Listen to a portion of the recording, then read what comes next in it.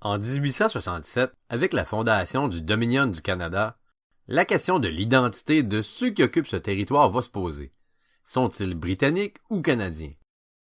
Les membres du mouvement Canada First, fondé en 1868, répondront qu'il faut développer une identité canadienne, mais tout en étant tout de même fiers de faire partie de l'Empire britannique, un point qu'ils ont en commun avec les impérialistes. Ainsi, selon les nationalistes canadiens, il est tout à fait naturel de soutenir financièrement et militairement le Royaume-Uni lors de conflits comme la guerre des Boers ou la Première Guerre mondiale. Par contre, ce soutien ne doit pas être imposé par l'Empire britannique. C'est ce qui les distingue des impérialistes. Bien qu'ils souhaitent demeurer dans l'Empire britannique, ils réclament néanmoins davantage d'autonomie pour le Canada. Le Red Ensign, le drapeau officieux du Canada, incarne bien cette volonté d'autonomie et ce double sentiment d'appartenance des nationalistes canadiens. Ce drapeau arbore un symbole britannique fort, l'Union Jack, qui est en fait le drapeau britannique.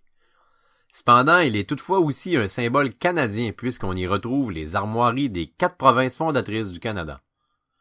Il faudra attendre les années 1960 pour qu'il soit remplacé par l'unifolié, le drapeau qui est utilisé actuellement.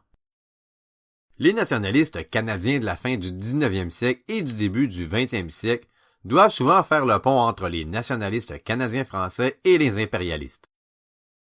Wilfrid Laurier incarne bien ce mouvement de pensée. Chef du Parti libéral, il est le premier Canadien français à devenir premier ministre du Dominion. Tout au long de sa carrière de premier ministre, il tente de trouver des compromis entre les deux courants qui s'opposent. Par exemple, lors de la guerre des Boers, le Royaume-Uni s'attend à ce que le Canada fasse sa part et envoie des troupes pour les soutenir lors de leur guerre en Afrique du Sud. Cependant, au pays, Laurier est déchiré entre les impérialistes et les nationalistes canadiens-français.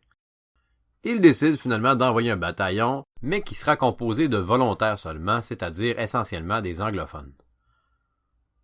Peu avant la Première Guerre mondiale, Wilfrid Laurier a aussi dû trouver un compromis entre les deux groupes lorsque le Royaume-Uni a encore fait pression, mais cette fois pour que le Canada fournisse des ressources pour construire des bateaux de guerre, celle-ci étant imminente à ce moment-là.